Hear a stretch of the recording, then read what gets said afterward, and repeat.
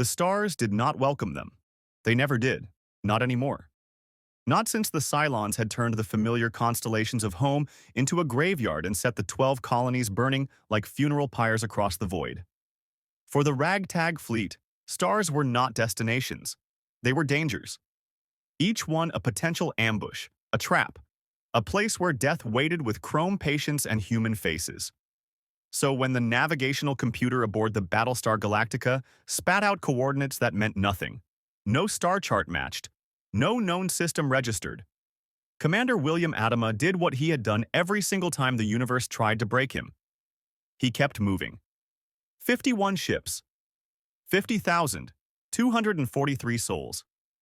The last breath of humanity, scattered across a ragged convoy of civilian transports, mining vessels, and one ancient warship held together by stubbornness and prayer. They had jumped 17 times in the last 72 hours, each leap burning precious tylium, each one a desperate roll of the dice against Cylon pursuit. And now, for the first time since the fall, the jump had taken them somewhere the Cylons did not immediately follow. Somewhere different. The sensors aboard Galactica flickered with data that made no sense. Energy signatures everywhere. Clean, powerful, organized. Vessel traffic in the distance, moving in patterns that suggested not war but routine. Communication frequencies humming with transmissions in a language the universal translator, a salvaged piece of colonial technology barely functional, could not immediately parse. Admiral Adama stood on the command deck, hands gripping the edge of the tactical display, and stared at the readings. Behind him, the bridge crew worked in the quiet, efficient rhythm of people who had long since stopped being surprised by anything. Laura Roslin sat in the observation lounge 2 decks below, a cup of cold water in her hands, watching the stars through the viewport with eyes that had carried the weight of a civilization's death for longer than any human being should. Neither of them knew that 30,000 light-years away, aboard a Constitution 3 class starship named Enterprise NCC-1701D, a bald man with calm eyes and extraordinary composure was about to have the most unusual day of his career. Captain Jean-Luc Picard had seen first contact scenarios before. He had negotiated with species that communicated through metaphor, effaced entities that existed outside of linear time, and stared down the Borg, a collective intelligence that had nearly ended the Federation twice over. But when the Enterprise long-range sensors flagged an unknown convoy of vessels dropping out of what appeared to be a completely foreign form of faster-than-light travel, not warp, not transwarp, something else entirely, Picard felt the familiar tightening in his chest that told him this was not routine. "Number 1, he said, settling into his chair with practiced ease. "Get me a full sensor sweep of those vessels. I want to know everything. Hull composition, power signatures, weapons capability, crew manifests if we can get them." Commander William Riker raised an eyebrow but did not argue. He never did, not when Picard used that tone. On the view screen, the convoy materialized piece by piece. Battered, scarred ships of unfamiliar design, clustered tight in a protective formation that spoke of people who had learned the hard way that space was not kind. The largest vessel, a heavy warship with a silhouette like a fist, dominated the group. It was old, it was damaged, and its guns were already pointed outward. Picard studied it for a long moment. "They're afraid," he said quietly, almost to himself. He was right. And that fear, he would soon learn, was the most dangerous thing in the quadrant. If you want to see more characters and ships enter different universes, hit that subscribe button and drop the name of a character. And the universe you'd want to see them in down in the comments below. Hope shines brightest in the darkest night. The first transmission took 11 minutes to decode. Lieutenant Commander Data, the Enterprise's android operations officer, worked through the linguistic encryption with the quiet efficiency of a mind that processed information at speeds no human could match. The language was not in any Federation database, not Klingon, not Romulan, not any of the 847 cataloged species in Starfleet's Xenolinguistics archive. It was human. Unmistakably, fundamentally human. But it was human, spoken by people who had clearly been alone in the universe for a very long time. When the translation finally rendered on Picard's ready room screen, The words hit harder than any alien threat he had ever faced. This is Admiral William Adama, commanding officer of the Battlestar Galactica. We are the remnants of the 12 colonies of Kobol. We number 50,000 souls. We are not hostile. We are exhausted, or we are searching for a world called Earth. We are asking, we are requesting, safe passage and the opportunity to speak with whoever is in command here. We have nowhere else to go. Picard read it twice. Then he set down his tea and called a senior staff meeting. The conference room aboard the Enterprise hummed with the particular tension that accompanied the unknown. Riker leaned back in his chair with his arms crossed, his expression unreadable. Counselor Deanna Troi sat with her hands folded, her brow creased. She had been feeling something since the convoy appeared, an emotional weight that pressed against her empathic senses like a storm front. Worf stood at attention near the door, already suspicious. Lieutenant Commander Geordi LaForge studied the preliminary sensor data on a PADD, and data stood perfectly still, processing. They say they're human, Picard began, standing at the head of the table. Our scans confirm it, at least for the majority of their population. But there are anomalies, biological readings that don't match any known human subspecies. And their technology, he paused, gesturing to the display. Their faster-than-light drive is unlike anything in our archives. It's not warp. It appears to function by calculating a jump through a compressed space-time corridor and traversing it almost instantaneously. Fascinating, Data observed. The energy output required for such a mechanism would be considerable, yet their power signatures suggest they are operating well below optimal capacity. They are, by all measurable standards, running on reserves. They're running on fumes, Riker said bluntly. Look at those hull readings, Captain. On that warship, the Galactica, she's been in sustained combat. Recently. And those civilian vessels aren't built for deep space travel. They're pressed into service, every single one of them. Troi closed her eyes for a moment, then opened them. Captain, the emotional signatures from that fleet are extraordinary. Fear, grief, exhaustion. But underneath all of it, there's something else, something fierce. She paused. These people have been running for a long time, and they have lost almost everything. Worf's jaw tightened.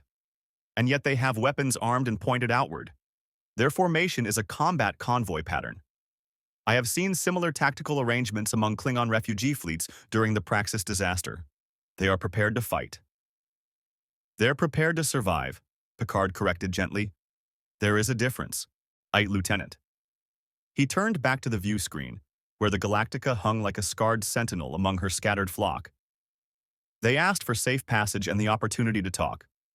That is what we will give them. Number 1. Arrange a formal first contact delegation. I want Counselor Troi present. Their emotional state will be critical to understanding their intentions.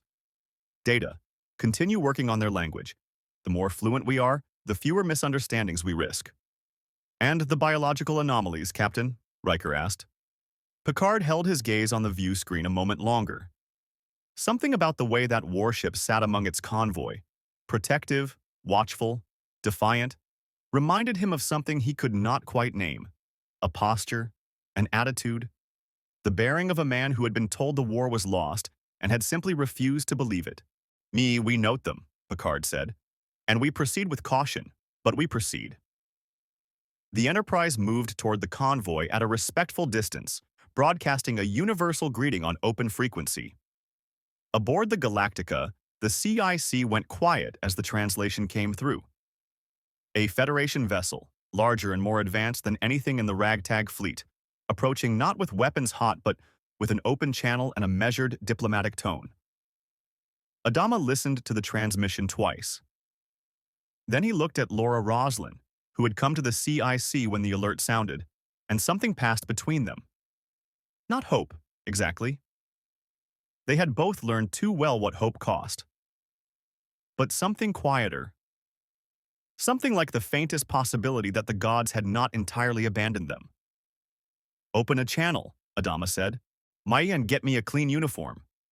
The anomalies appeared on Data's scans at 0347 hours, ship time.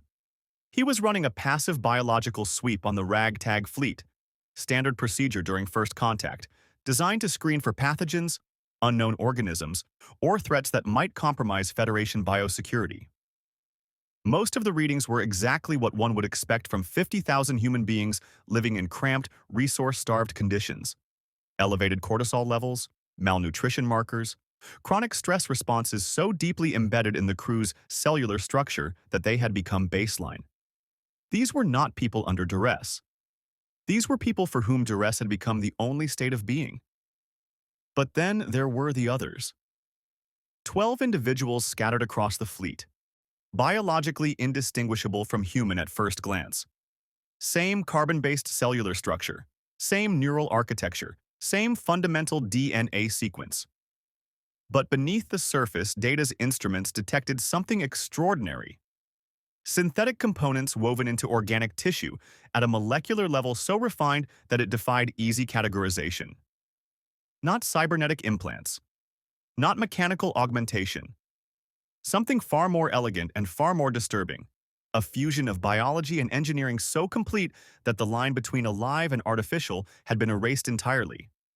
Data flagged the readings, cross-referenced them against every known species and synthetic construct in the Federation database and found nothing. Then he flagged them again, because the readings had changed. One of the 12 had moved. Aboard the Galactica, in the cramped quarters assigned to the civilian government staff, Laura Roslin sat alone with a glass of water and a Bible she had carried since before the fall. The pages were worn soft as cloth. She did not read it so much as hold it, a talisman against the cold certainty that the universe was indifferent to human suffering. The Federation's offer of aid had arrived with a warmth and openness that made her skin crawl. It was not suspicion exactly, though she had plenty of that, earned through years of watching people she trusted turn out to be Cylons. It was something deeper, a philosophical vertigo. For 2 years, humanity had existed as a species on the edge of extinction, scraping survival from the vacuum one jump at a time. Every resource was rationed. Every decision carried the weight of the entire species, so hope was a luxury they could barely afford. And now, suddenly, there were billions of humans, thriving, organized, living in abundance so casual it barely registered as remarkable to the people who enjoyed it. The Federation officer who had greeted them, a tall man with kind eyes and an easy smile, Lieutenant Commander something or other, had offered them food. Not rations, not compressed nutrient bars. Food, prepared.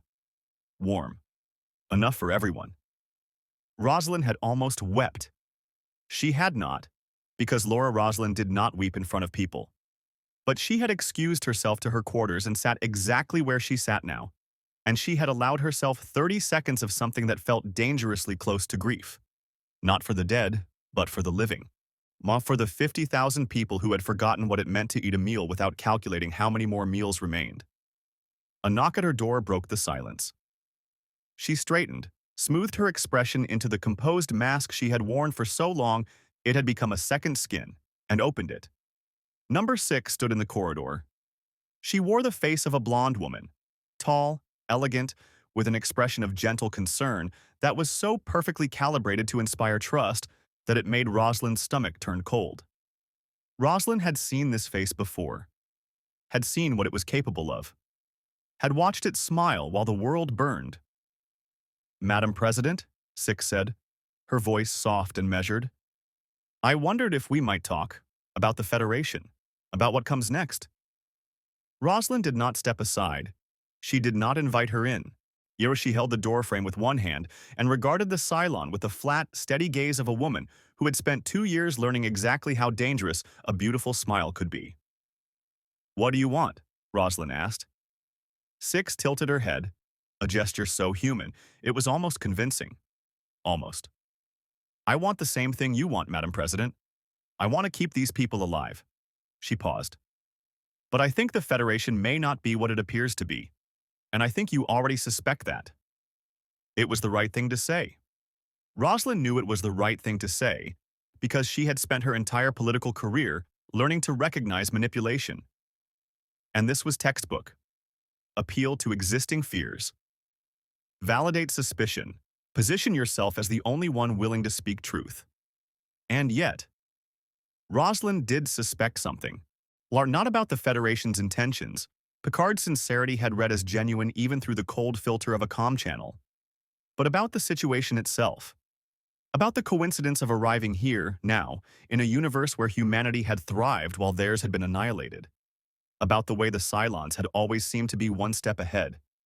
About the 12 biological anomalies that Starbuck had reported to her an hour ago. Anomalies that Starfleet's sensors had apparently detected as well. "Walk with me," Roslin said. She stepped into the corridor, and Six fell into step beside her, and neither of them said another word until they reached the observation deck, where the stars hung cold and indifferent beyond the viewport. Roslin turned to her. "Talk." The briefing room aboard the Enterprise had seen many difficult conversations. Picard had negotiated ceasefires with the Cardassians in this room. He had debated the rights of sentient beings with philosophers and diplomats, and once, with a being made entirely of thought. But the conversation that unfolded at 0900 hours with Admiral William Adama and President Laura Roslin seated across the table from him carried a weight that none of those previous exchanges had matched. It was not hostility. It was something harder to navigate. A fundamental collision of worldviews so deep that even shared humanity could not bridge it easily.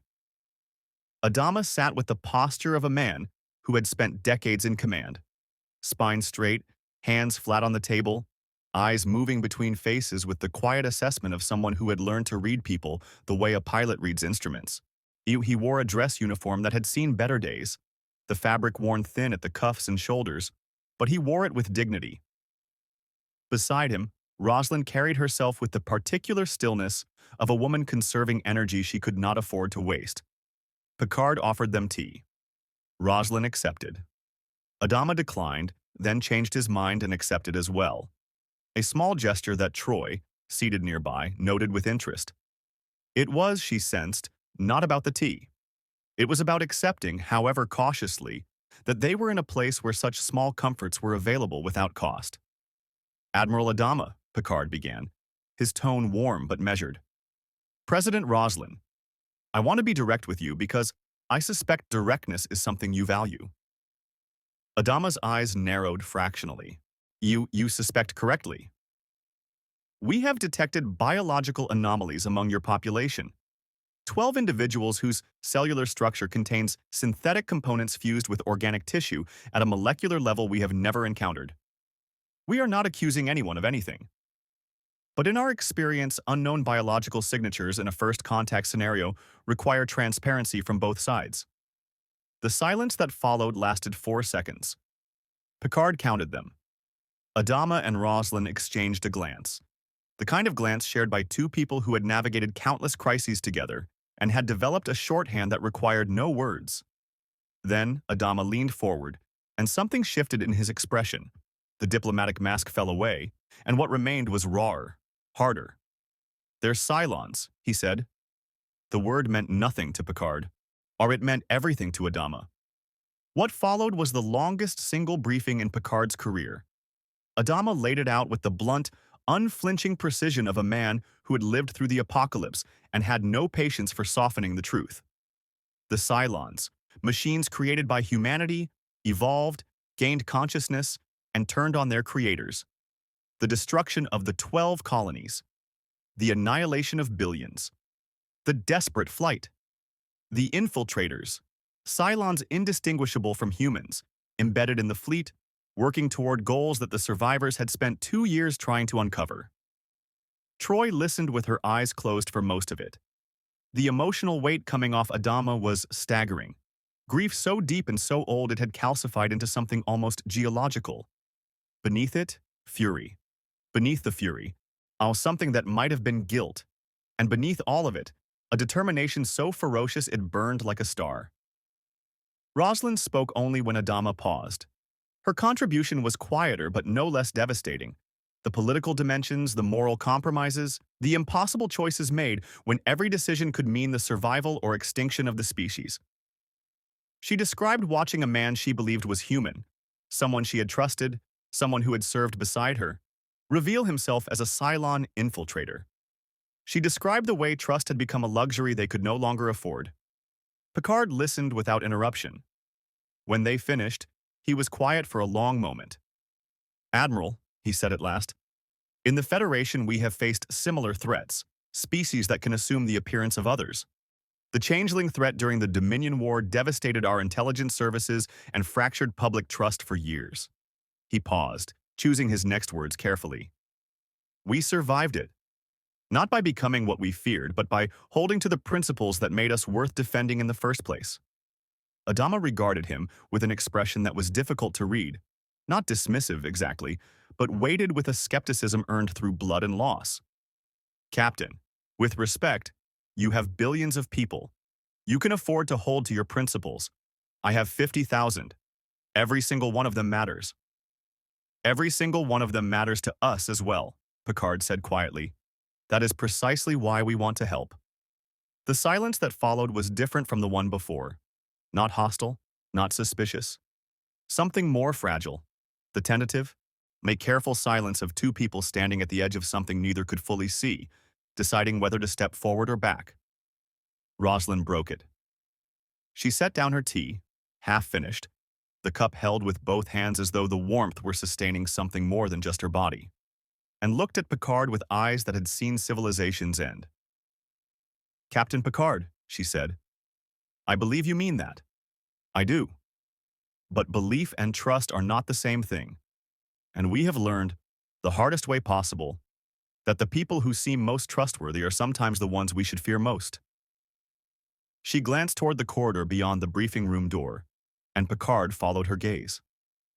There was nothing there, just polished Federation corridor, gleaming under soft lighting. But somewhere on the Enterprise, or Data's sensors were tracking one of the 12 anomalies. And it was moving again. Kara Thrace did not do well with authority she had not chosen to respect.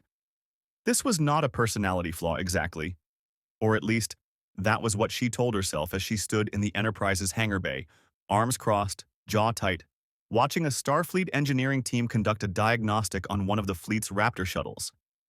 They moved around the small craft with quiet efficiency, tricorders humming, noting readings on pads with the calm ease of people who had never once wondered whether the ship beneath their hands would hold together long enough to get them home. It made her want to hit something. Starbuck had spent 2 years keeping those Raptors flying with salvaged parts, prayer, or in sheer bloody-minded refusal to accept mechanical failure as a reason to stop fighting. She had flown combat missions in ships held together by duct tape and desperation. She had watched friends die when those ships failed. And now these Starfleet engineers were poking at her Raptors like they were museum pieces, which by Federation standards they essentially were. Lieutenant Thrace. The voice behind her was calm, measured, and carried the particular brightness of someone who genuinely enjoyed meeting new people. She turned to find a young woman in a gold Starfleet uniform, dark hair pulled back, a pad tucked under one arm. "I'm Lieutenant Tasha. Actually, I apologize. I'm Lieutenant Deanna Troy, counselor aboard the Enterprise. Captain Picard asked me to escort you to the briefing." "I know who you are," Kara said. Her tone was not hostile. It was simply flat. The tone of someone conserving emotional energy for things that mattered. "The empath." Troy did not flinch. "Word travels fast. Adama told me. He tells me everything that might be relevant to keeping his people alive." Kara uncrossed her arms and fell into step beside Troy, her walk carrying the coiled energy of someone perpetually ready to move fast. "So, what are you reading off me right now?" Troy considered the question seriously, which Kara appreciated more than she would have admitted. "Anger," she said. "Old anger. The kind that's been there so long it's become structural, like load-bearing walls in a building. Underneath that, grief. And underneath the grief," she paused, "something unresolved. Something you haven't let yourself look at directly." Kara said nothing for several steps. Then, "You're good." "I try to be honest rather than impressive," Troy said simply. They walked in silence for a moment, the corridor of the Enterprise stretching ahead of them, clean, well-lit, humming with the quiet confidence of a ship that had never once wondered if it would survive the next hour. Kara studied the walls, the ceiling, the soft, ambient lighting, and felt something crack inside her chest that she immediately sealed shut. "The briefing," she said. "What's it about?" Troy hesitated, just a fraction of a second, but Kara caught it. Empaths, she was learning, were not good at hiding things. "There's been an incident aboard one of your civilian ships, the Astral Queen. A crew member was found dead in her quarters. A cause of death is consistent with what your medical staff calls a Cylon infiltrator attack, a method your people have documented before. But there's a complication."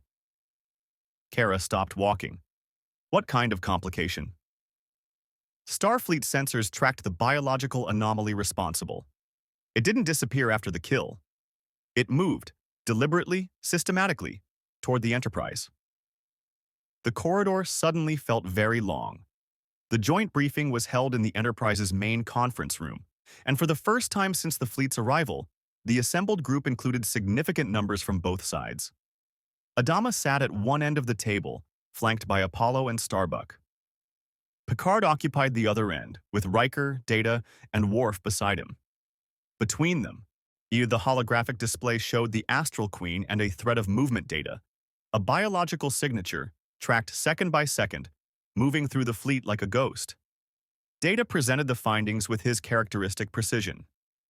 The individual in question boarded the Astral Queen approximately 6 hours ago, using identity credentials belonging to a civilian technician named Yevgenia Marsh. Ms. Marsh was found deceased in her quarters at 14:23 hours. Cause of death: compression of the carotid arteries consistent with manual strangulation. The biological signature subsequently moved through the fleet's docking corridor and is currently located. He paused, and the holographic thread of movement terminated at a single point. "Here, aboard the Enterprise, Deck 7, Section C." The room went very still, or Adama's expression did not change, but his hands, flat on the table, pressed slightly harder against the surface. Apollo shifted in his seat. Kara's jaw tightened until the muscle jumped visibly beneath the skin. "You're telling me," Adama said, his voice dangerously even, "that a Cylon infiltrator has walked onto your ship, and you didn't stop it?" "We were not aware of the threat until the biological anomaly was confirmed," Worf said, his tone carrying the particular edge of a Klingon officer who did not enjoy admitting a security failure. "The individual's human presentation was flawless. Our standard bioscan protocols did not flag the synthetic components until we ran the deep tissue analysis prompted by Admiral Adama's initial briefing." "So it fooled your sensors?" "Yes." Adama turned to Picard. The two men regarded each other across the table. Two commanders, two philosophies, two lifetimes of hard-won experience measured against each other in a single look. "Captain," Adama said, "this is what we have been fighting for 2 years. This is what destroyed my world. And it is on your ship right now, wearing a human face, and it has already killed once." Picard held his gaze. "Then we find it. Together." Kara leaned forward, and when she spoke, her voice carried the quiet, lethal certainty of someone who had hunted these things before and knew exactly how they thought. "Together is fine," she said, "but when we find it, I get first shot." The Borg had been watching for 11 days, not watching in the way a human commander watches, with attention, curiosity, strategic calculation. The Borg did not observe. They assessed. Their long-range sensor arrays, deployed across 17 star systems in a web of passive monitoring that had been in place for decades, registered anomalies the way a nervous system registers pain. Automatically, instantly, and with an immediate response already forming before conscious thought was involved. The ragtag fleet had triggered 4 separate assessment protocols the moment it dropped out of its alien FTL corridor. The first was the energy signature, thallium, an element unknown to Federation science, burning hot and bright like a beacon in the dark. The second was the biological readings. 50,000 human beings, yes, but 12 of them carrying synthetic components so advanced that the Borg's own collective intelligence paused, briefly, microscopically, to analyze them. Our synthetic organic fusion at a molecular level that even the Borg had not achieved through assimilation alone. The third was the Galactica herself. her hull and drive systems representing engineering principles that diverged so fundamentally from Federation or Borg technology that they represented genuine unknowns. And the fourth, the trigger that elevated the fleet from curiosity to priority, was proximity. The convoy had arrived dangerously close to a sector the Borg had flagged for potential future expansion. Aboard a Borg cube drifting dark and silent in the Paulson Nebula, 2.3 billion drones processed the data simultaneously. The collective reached consensus in 0.004 seconds. Assimilation would commence in 72 hours. The warning came from an unlikely source. B7 of 9 had been living on Voyager for 4 years by this point in the timeline, but her intelligence contacts within the broader Federation network were still active. Remnants of her time as a Borg drone, reactivated through careful, quiet work with Starfleet intelligence. When the Borg assessment protocols shifted from passive to active in the sector surrounding the ragtag fleet, the alert reached her within minutes. She forwarded it to Starfleet Command within the hour. It reached the Enterprise 40 minutes after that. Picard read the report standing in his ready room, a cup of Earl Grey growing cold in his hand.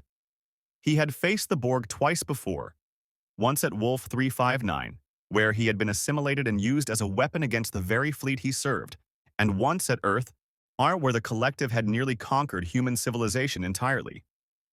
The scars of both encounters ran deeper than any physical wound. He set down the tea and opened a channel to the bridge. Number 1. Get Admiral Adama here, now. Adama arrived on the Enterprise's bridge 7 minutes later, still pulling on his jacket, having been woken from the first real sleep he had managed in weeks. He took one look at Picard's expression and knew, with the instinct of a man who had spent his entire life reading battle situations, that something had fundamentally changed. "What is it?" he asked. Picard turned to the view screen, where Data had already pulled up the Borg intelligence assessment. The holographic display showed the Paulson Nebula, a swirling mass of gas and dust, and, rendered in cold blue geometric lines, onto the outline of a Borg cube. It was massive. Even rendered as a wireframe schematic, its scale was immediately apparent. A perfect cube, 3 kilometers on each side, a fortress of metal and flesh and collective will. "This," Picard said, "is a Borg cube. It is, without question, the most dangerous single vessel in this quadrant, possibly in this sector of the galaxy." He turned to face Adama directly. "They have detected your fleet. They have assessed it. And based on the intelligence we have received, they are preparing to move against you." Adama studied the display for a long moment. His expression gave nothing away. But Riker, watching from the tactical station, noticed the way the Admiral's right hand had curled into a fist at his side. A small, controlled gesture, and the only outward sign of the calculation happening behind those eyes. "How long?" Adama asked. 72 hours, possibly less if they accelerate their timeline." "What do they want?" "To assimilate you, your people, your ships, your technology. The Borg do not conquer, they absorb. Every individual becomes part of their collective. Individuality is erased. Resistance, as we have learned." Picard paused, and something flickered behind his eyes, a memory too deep and too painful to speak aloud. Resistance is futile. That is what they believe. Adama was quiet for several seconds. Then he turned to Picard, and when he spoke, his voice carried the weight of a man who had already watched his civilization be erased once and had decided, in the aftermath of that annihilation, that he would rather die fighting than surrender to anything. "Nani, Captain, you said the Borg absorb individuality. They erase who people are." "Yes." "Then they have no idea what they're dealing with," Adama's jaw set. "We have been running from a machine enemy that wants to destroy everything we are for 2 years. We have lost everything except the will to keep going. And we are still here." He looked back at the wireframe cube on the view screen. Cold, geometric, patient, and something in his expression hardened into the look of a man who had already made peace with the possibility of death and had chosen, consciously and deliberately, to fight anyway. "So, how do we kill it?" Picard almost smiled. Almost. Because in that moment, William Adama reminded him of someone. not a specific person, but a type. The type of human being who refused, on principle and on instinct, are to accept that the universe got to decide when they stopped mattering. That, Picard said, is exactly the right question. The war room aboard the Enterprise had never seen this many minds working a single problem simultaneously. Picard stood at the head of the tactical display, the holographic rendering of the Borg cube rotating slowly in the center of the table like a dark sun. Around him, the largest Joint Command Assembly in recent Federation history pressed against the edges of the room. Starfleet officers alongside BSG personnel, two civilizations that had known each other for less than a week, now locked in the urgent, unglamorous work of survival. Adama occupied the space beside Picard with the quiet authority of a man who had commanded fleets through the apocalypse. He did not defer to Picard, but he did not challenge him either. They had found, in the compressed timeline of crisis, a working rhythm. Two commanders who respected competence and had no patience for ego. Adama brought tactical ruthlessness. Picard brought strategic depth. Together, they were formidable. The cube will arrive in approximately 41 hours, Data reported, his tone carrying no inflection but his words landing with the weight of a countdown. Based on previous Borg engagement patterns, their initial approach will involve long-range sensor jamming followed by a boarding action. They will attempt to assimilate the Galactica first. Her technology is the most foreign to their databases and therefore the most strategically valuable. They want my ship, Adama said. It was not a question. All right, they want everything, Riker replied from the tactical station. But yes, the Galactica is the priority target. Adama nodded once, a small, sharp movement. Then he turned to the display and studied the cube's projected trajectory with the same focus he brought to every tactical problem he had ever faced. The geometry of it, the approach vector, the speed. He had spent 2 years reading Cylon attack patterns. The Borg were different. No individual commanders to anticipate, no tactical signatures born from personality or ambition. But the underlying logic of assault was universal. Force, overwhelming and coordinated, designed to break resistance before it could form. Then we don't let them have her, Adama said. We make her bait. The room went quiet. Picard's eyes narrowed fractionally, not in disagreement, but in the particular focus of a man who had just heard an idea he wished he had thought of first. Explain, Picard said. Adama moved to the holographic display and began tracing lines with his finger. Approach vectors, engagement zones, withdrawal paths. Apollo, standing behind his father, watched the familiar ritual with the quiet attentiveness of a man who had grown up watching this exact process and knew better than to interrupt it. The Galactica is old. She's slow, she's damaged, and she's the most valuable target in this area of space, according to your intel. Adama's voice carried the flat, methodical cadence of a briefing he had given 100 times before, in 100 different desperate situations. So we position her where the Borg expect to find her. Vulnerable, isolated, easy prey. We strip her of most of her crew, our skeleton operation only. We draw the cube in close, and then we hit them with everything we have from positions they haven't accounted for. A trap, Worf said, and there was something in the Klingon's voice that might, in a different context, have been approval. A trap, Adama confirmed. The oldest trick in warfare. Make your enemy believe they're hunting, then show them they walked into an ambush. Picard studied the display, running the scenario in his mind. The Enterprise alone could not destroy a Borg cube. That much history had made painfully clear. Wolf 359 had proven what a single cube could do to a Federation fleet. But the Enterprise was not alone. The ragtag fleet, for all its technological limitations, brought something Starfleet had not possessed in decades of Borg encounters. Experience fighting a machine enemy that wanted to erase individuality. The BSG crew knew, in their bones, what it meant to fight something that did not negotiate, did not hesitate, and did not stop. The fleet's weapons are significantly outclassed, Riker noted, pulling up comparative firepower assessments. Railguns and conventional munitions won't penetrate a Borg hull. No, Adama agreed. But they can keep the cube's attention divided, spread its defensive protocols thin. Force it to track and respond to threats from multiple vectors while the Enterprise concentrates fire on a single point. He looked at Picard. You've fought these things before. Where do they break? Picard held his gaze for a moment. Then he turned to the display and highlighted a section of the cube's projected structure. A complex node near the vessel's core, rendered in faint blue. Their central processing hub. If we can disable it, we sever the collective's coordination of this cube.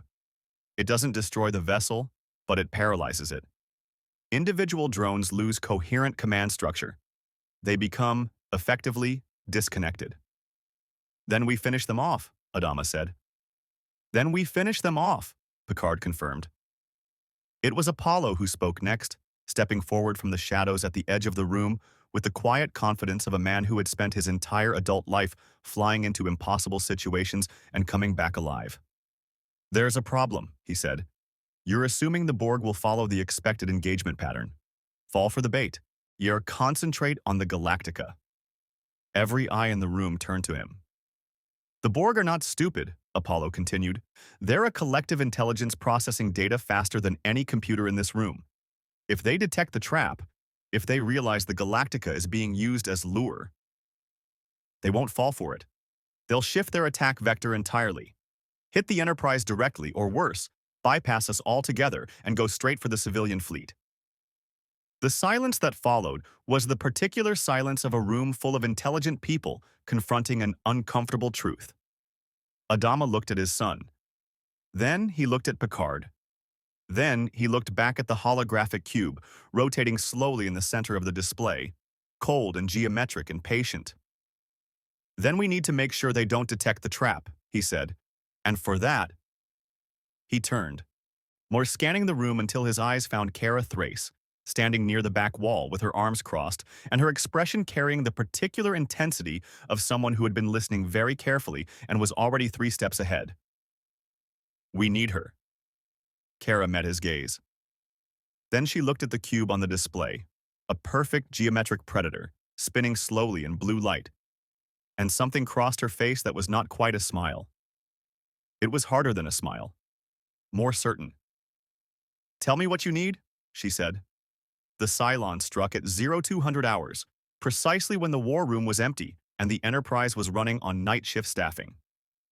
It had been planning this for days, tracking crew movements, memorizing patrol schedules, mapping the Enterprise's internal security protocols with the patient, in methodical precision that made Cylon so devastatingly effective as infiltrators.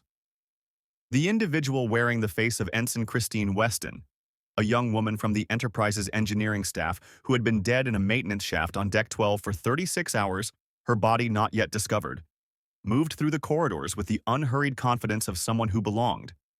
Its target was not a person. It was the Enterprise's main computer core. The plan had been set in motion long before the fleet's arrival, seated by number 6 aboard the Galactica, transmitted through a burst signal so tightly compressed and so precisely timed that even Data's enhanced processing had not flagged it during the routine communication sweeps. 6 had known about the Borg. She had known about the trap Adama and Picard were planning. And she had known, with the cold clarity of a machine intelligence wearing a human face, that the Borg's arrival created an opportunity that no Cylon had possessed in 2 years of hunting the fleet. Not to destroy the survivors, not anymore. The calculus had changed the moment they arrived in Federation space.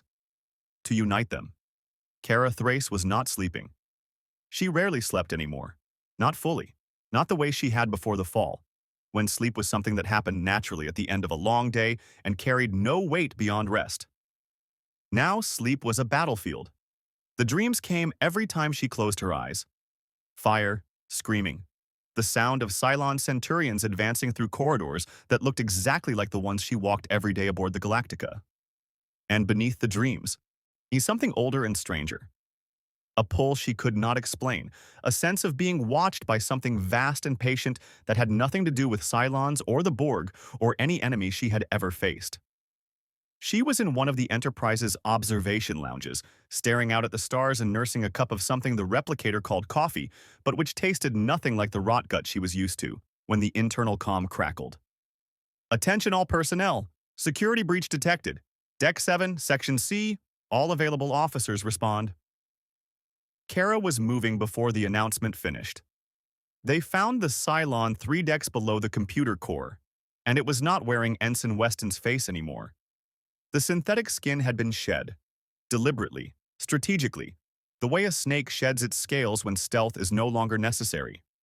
Beneath it, in the Cylon's true form was revealed, a humanoid chassis of gleaming metal and synthetic muscle, moving with a fluid, almost beautiful grace that was deeply, fundamentally wrong to watch. It stood in the corridor outside the computer core access junction, one hand pressed against the security panel, the other holding a device that pulsed with a faint amber light. Worf reached it first, phaser drawn and fired. The beam struck the Cylon's chest and it staggered, but did not fall. It turned its head toward Worf with an expression that, on a human face, might have been amusement. On this face, it was simply calculation. Fascinating, it said. Its voice was neutral, genderless, carrying none of the warmth that its human disguise had projected. Your weapons are effective but insufficient. I will require approximately 4 more seconds to complete the upload. Upload of what? Worf demanded, adjusting his phaser setting. The Cylon did not answer. It pressed the device harder against the panel, and a pulse of amber light flooded the corridor. Not an explosion, not an attack, but a data transmission. Massive. Dense. Compressed into a burst so tightly packed that it overwhelmed the Enterprise's firewalls in 0.3 seconds. Kara arrived at the end of the corridor just as the pulse hit. She saw Worf stagger as the lights flickered overhead. She saw the Cylon turn, and for one brief crystalline moment, their eyes met. She recognized it. Not the metal chassis, not the synthetic face. Something deeper. The thing behind the eyes. The intelligence that had burned her world to ash. Kara did not hesitate. She closed the distance in 3 strides, drew the combat knife she carried on her belt. Old habit, older than the fall, earned in a life that had always been closer to war than peace, and drove it into the joint where the Cylon's neck met its shoulder assembly with every ounce of force her body could produce. The Cylon's systems seized. The amber pulse stopped. For 1 second, the machine stood perfectly still, and then its chassis collapsed, folding in on itself with a sound like breaking glass. And it was still. Kara stood over it, breathing hard, the knife still in her hand, and felt nothing. No satisfaction. No triumph. Just the cold, familiar weight of a fight survived. Behind her, Worf's voice came through, tight with controlled urgency. The upload is complete. Whatever that device transmitted, it is already inside the Enterprise's main computer. Data's analysis took 4 minutes. It felt like 4 hours. The upload was not a virus. It was not a weapon. It was a signal. An extraordinarily sophisticated, precisely targeted burst of communication designed to broadcast on a frequency that only one type of receiver in this quadrant could detect. Borg long-range sensors.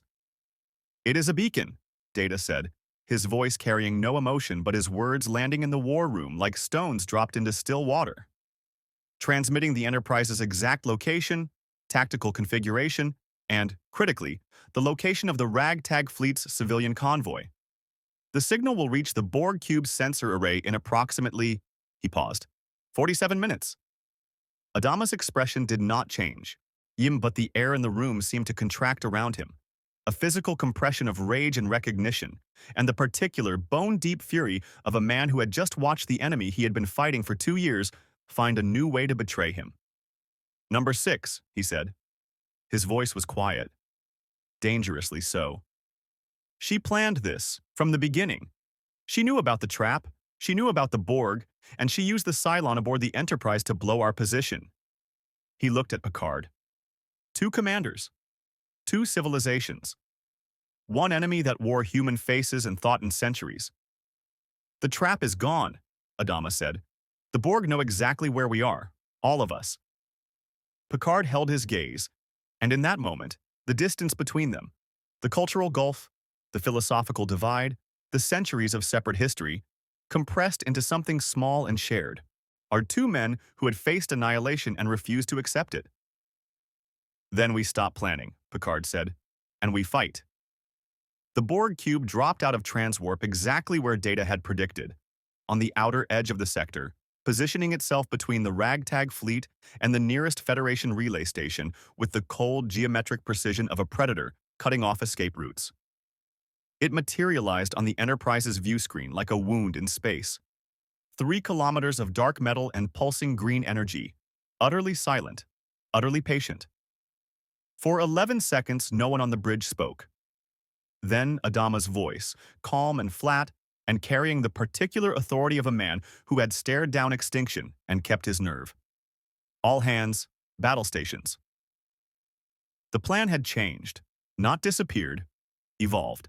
And Adama and Picard had spent the 47 minutes between the Cylon's broadcast and the cube's arrival in furious, unbroken conference, stripping the original trap down to its bones and rebuilding it from the ground up.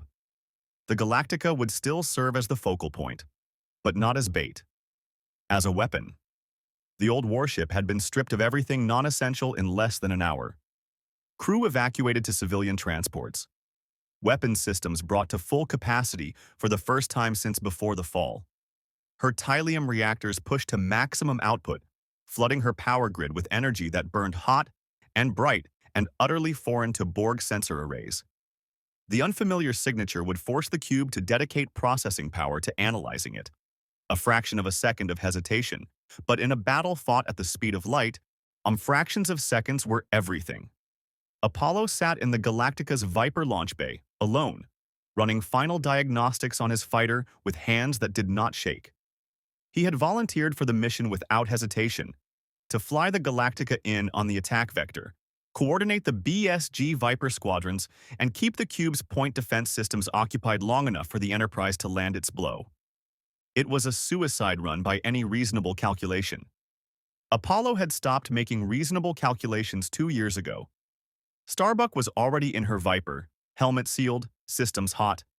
She had not spoken to anyone since the war room briefing. There was nothing to say. They all knew what this was. The Enterprise opened fire at maximum phaser range. The beams struck the cube's hull and dissipated, absorbed, as they always were, by the Borg's adaptive shielding. But this was not the real attack. This was the distraction. The Enterprise's barrage forced the cube to recalibrate its defensive protocols, dedicating processing cycles to analyzing and countering the familiar Federation energy signatures. Standard Borg response. Predictable. What was not predictable was what came next. The Galactica dropped out of FTL at 200 kilometers, close enough to fill the cube's sensors with Tylium radiation, close enough that the Borg collective had to think before it could respond. And in that moment of collective hesitation, every Viper in the BSG fleet launched simultaneously. 47 Vipers screamed toward the cube in a tight formation, small, fast, carrying conventional railgun rounds that could not penetrate the hull but could, and did, saturate the point defense grid with enough targets to force the cube's automated weapon systems into a continuous firing loop. Railgun rounds exploded against the hull in cascading detonations of light and sound, each one meaningless on its own, collectively overwhelming. Apollo's voice crackled over the joint tactical channel. Galactica is in position, firing main batteries. The Galactica's guns, old, heavy, brutal weapons designed for a war against machines, spoke in a rolling thunder that shook the ancient warship to her bones. The rounds struck the cube's hull and did nothing, but they forced a response. The cube's weapons swiveled, tracking the Galactica, and for 1.3 seconds, the section of hull facing the Enterprise was undefended. Picard saw the window. He had been waiting for it. Now, he said, or the Enterprise fired everything. Phasers at maximum sustained output, targeted precisely at the node Data had identified, the central processing hub, the nervous system of the cube's collective intelligence. The beams struck with focused, devastating intensity, burning through the hull, through the internal structure, penetrating layer after layer of Borg technology and organic matter and machine. The cube shuddered. It was a small movement, barely perceptible on the view screen. But Riker felt it. Data registered it. And Adama, watching from the tactical station with the instinct of a man who had spent his life reading battles, saw the shift in the cube's firing pattern. A microsecond of delay, a flicker of hesitation. The collective was hurt. Yikara Thrace saw the central node begin to glow from 50 kilometers out. A pulse of green light building inside the cube's structure, visible through the wounds the Enterprise's phasers had torn in its hull. She had been flying cover for the Viper squadrons, picking off point defense drones that broke formation to target the larger ships. Her Viper was damaged, port engine trailing smoke, starboard weapon system dead, but she was still flying. She opened a channel. Apollo, the node, it's destabilizing. Apollo's voice came back, tight with the particular focus of a man threading a needle at relativistic speed. I see it. I'm going in. Like hell you are, I'm closer. A pause. Then, Starbuck. Don't. Her voice was iron. Don't you dare say goodbye to me, Lee. Just fly. She banked her Viper hard, ignoring the warning klaxons, screaming about structural integrity and fuel reserves, and pointed her nose directly at the wound in the cube's hull. The opening was narrow, maybe 40 meters across, jagged and smoking, but it led straight to the core, straight to the node. She carried 2 nuclear warheads, old colonial weapons, carried by every Viper since before the fall. She had never once thought she would use them for anything other than destroying Cylon base ships. The cube's interior rushed past her in a blur of green light and organic metal. Corridors, chambers, thousands of Borg drones turning their heads in unison to track her passage. She did not slow down. She did not look at them. She flew the way she had always flown, like a woman with nothing left to lose and everything left to prove. The node filled her view screen, a massive sphere of pulsing green energy, the heart of the cube's intelligence, flickering and unstable from the Enterprise's assault. She armed both warheads, felt the release mechanism click under her thumb. She thought of Caprica, of the burning sky, of every person she had ever lost. She pulled the trigger. The explosion tore through the cube from the inside out. It was not instantaneous. The detonation propagated outward through the cube's internal structure in a cascade of secondary explosions, each one feeding off the destabilized energy of the central node. The cube did not shatter. It came apart, slowly, catastrophically, breaking into massive sections that drifted apart in the vacuum like the bones of something ancient dying. The green light faded. The Borg transmissions ceased. Our 2 billion drones, scattered and disconnected, went silent. Aboard the Enterprise, the bridge was utterly still for 5 full seconds. Then Riker exhaled, a long, controlled breath, and turned to Picard. The cube is destroyed, Captain. Borg signals have ceased across the entire sector. Picard nodded. His eyes moved to the tactical display, where the debris field spread across the view screen like a dark constellation. Then he looked at Adama, who stood beside him, watching the destruction of the machine that had come to consume them, with an expression that carried no triumph. Only the quiet, exhausted relief of a man who had just survived one more battle in a war that never seemed to end. Starbuck, Adama said. His voice was barely audible. Did we get confirmation? The channel crackled. Static. Then, faint but unmistakable, a voice. Ragged, breathless, alive. Still here, Admiral, still flying. Adama closed his eyes, just for a moment. Then he opened them, and the mask was back, and he was a commander again. But Picard had seen it, and he understood. The debris field drifted in silence for hours after the battle ended. Pieces of the Borg cube, massive, dark, still faintly pulsing with residual energy, tumbled slowly through the void like the wreckage of a dead god. Federation and BSG repair crews worked in coordinated shifts, salvaging what could be salvaged, cataloging what could not.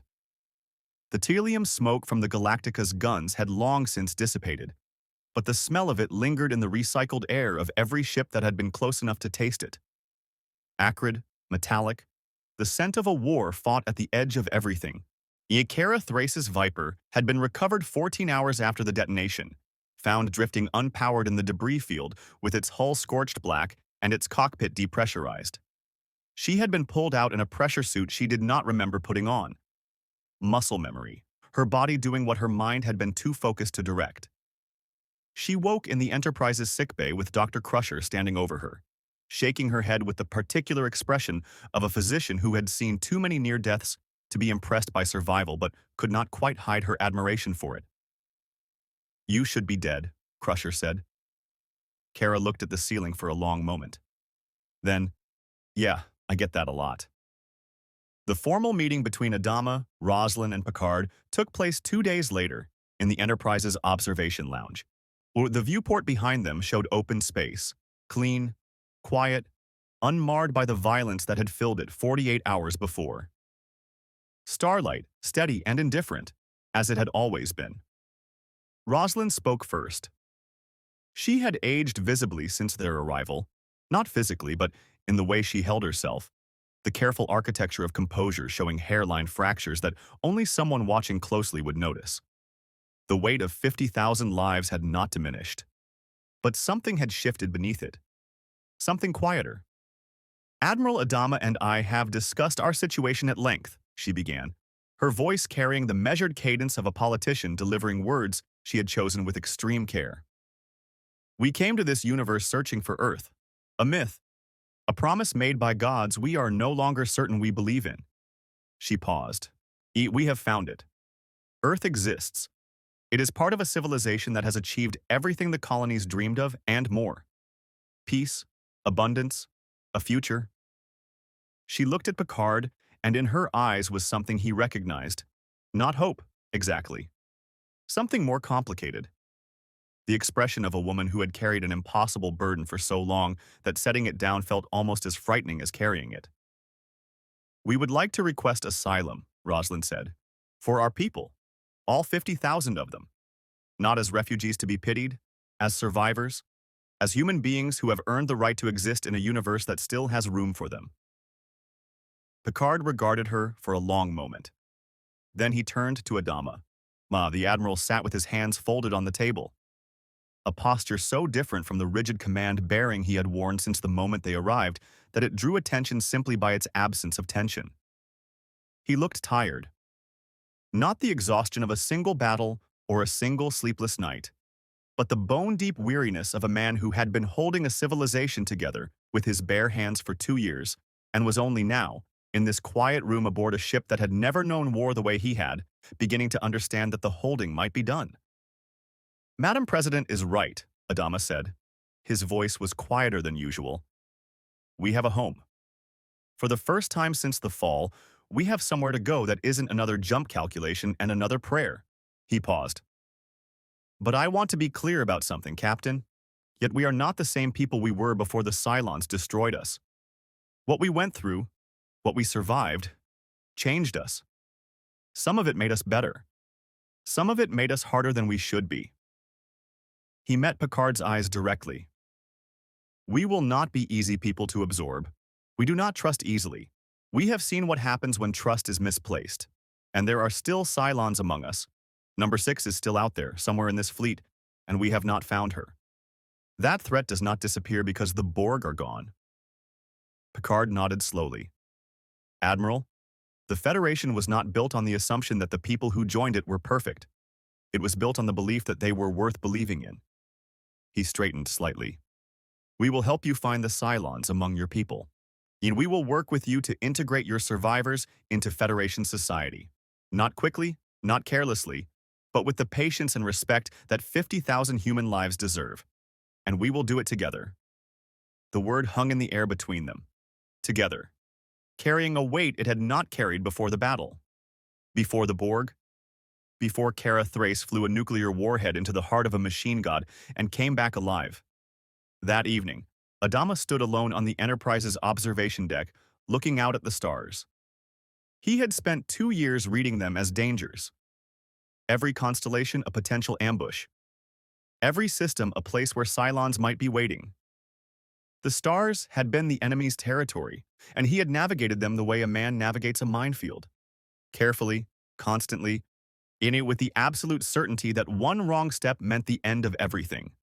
Now, they were just stars. He heard footsteps behind him and did not turn. He did not need to. He knew the rhythm of Laura Roslin's walk the way he knew the heartbeat of his own ship. Intimately, instinctively, after years of shared survival. She stood beside him at the viewport. For a long time, neither of them spoke. The stars turned slowly beyond the glass, ancient and indifferent, beautiful in the way that things were beautiful when you had finally stopped being afraid of them. "Do you think we'll be all right?" Roslin asked. It was not a politician's question. It was quieter than that, more personal. Adama considered it. He thought about the battle, about the Borg cube breaking apart in silence, about Kara's voice on the comm channel. "Still here. Are you still flying?" And the way it had hit him like a physical blow, the relief so sudden and so fierce it had nearly buckled his knees on the bridge of the Enterprise. He thought about 50,000 people, scattered across 51 ships, who had spent 2 years believing the universe had ended, and who were now, for the first time, looking at a future that was not defined by survival alone. "Yeah," he said, "I think we will." Roslin nodded. She did not smile. Laura Roslin rarely smiled. But something in her expression softened. The faintest easing of a tension she had carried so long it had become part of her skeleton. They stood together in silence, watching the stars, and somewhere deep in the fleet, in the hold of a civilian transport where 50,000 people were beginning, slowly and cautiously, or to believe that the worst was over, a child laughed. A small sound. Bright and unguarded and entirely, perfectly human.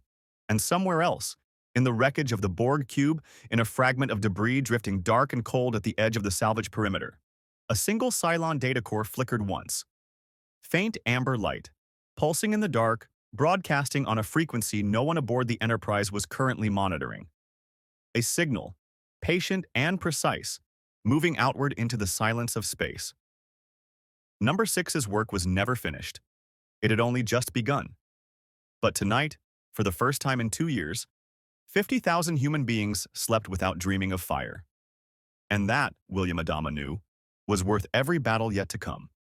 The ragtag fleet found what it had been searching for, not in the mythical promise of Earth, but in the harder, the quieter truth that survival was never the end of the story. It was the beginning. 50,000 souls, battered and scarred and fundamentally changed by 2 years of running from annihilation, had arrived in a universe that offered them something the 12 colonies never could, a future with room to breathe. But the Federation's idealism and the BSG crew's hard-won paranoia had not merged seamlessly. They had simply learned, through blood and fire and the shared experience of facing something monstrous together, to coexist. Adama carried his suspicion like armor. Picard carried his faith like a compass. Between them, something new was forming. Fragile, untested, but real. The Borg threat had been neutralized. The cube was destroyed. The sector was quiet. But number 6 was still out there. The amber signal still pulsed in the dark. And somewhere in the vast machinery of the Federation's intelligence networks, analysts were already asking questions that had no comfortable answers. About Cylon technology, about the synthetic organic fusion that even Federation science could not fully explain, and about what it meant that a machine enemy capable of wearing human faces had found its way into a universe that had believed, for centuries, that it had seen everything the cosmos could throw at it. The survivors of the 12 colonies had brought something with them when they arrived in Federation space. Something beyond telium signatures and colonial warships and 50,000 desperate souls. They had brought a warning. And the universe, vast and ancient and always changing, had only just begun to listen.